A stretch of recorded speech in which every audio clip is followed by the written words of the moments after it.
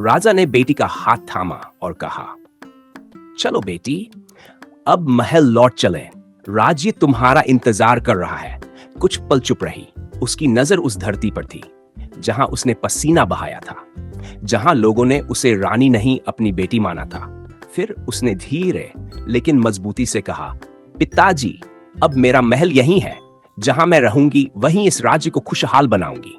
राजा चौंक गया। तुम ताज छोड़ना चाहती हो? उसने पूछा।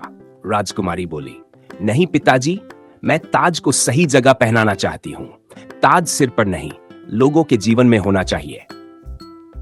राजा की आंखें भर आईं। उसने गर्व से बेटी को देखा। मुझे तुम पर गर्व है, राजा बोला। आज तुम सिर्फ मेरी बेटी नहीं, एक सच्ची रानी हो। टोन बदलता है। अगले दिन से राजकुमारी की परीक्षा शुरू हो गई। वह सुबह सबसे पहले उठती, खेतों में जाती, लोगों के साथ कंधे से कंधा मिलाकर काम करती। वह कहती, मेहनत कोई सजा नहीं, यह भविष्य की चाबी है। उसने लोगों को खेती के नए तरीके सिखाए, पानी बचाना सिखाया और बच्चों को सपने देखना सिखाया। धीरे धीरे लोगों के हाथों में ताकत आई और दिलों में भरोसा। एक दिन खुदाई करते समय जमीन के नीचे कुछ चमकता दिखाई दिया। वह सोना था। राज्य में सोने की खान मिल चुकी थी। लोग डर गए। अब राजा सब ले जाएगा? साफ राजकुमारी बोली, यह सोना मेरा नहीं, यह इस राज्य का है।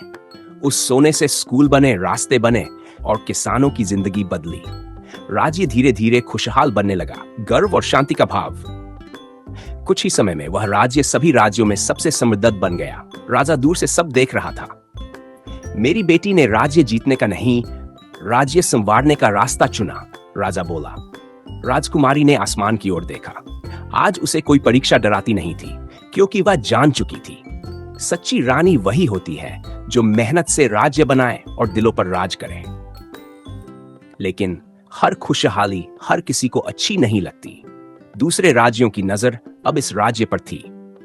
रात के अंधेरे में षड्यंत्र रचे जाने लगे, हथियार तेज होने लगे, सेनाएं जुटने लगी। राजकुमारी को भी खबर मिल चुकी थी।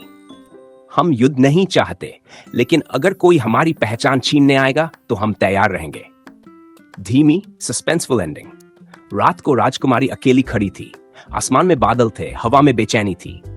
वह जानती थी असली परीक्षा अब शुरू होने वाली है, लेकिन उसके चेहरे पर डर नहीं था, क्योंकि उसके पीछे एक पूरा राज्य खड़ा था और सामने जो भी आएगा उसे एक सच्ची रानी का सामना करना होगा। अगला अध्याय, युद्ध या विजय।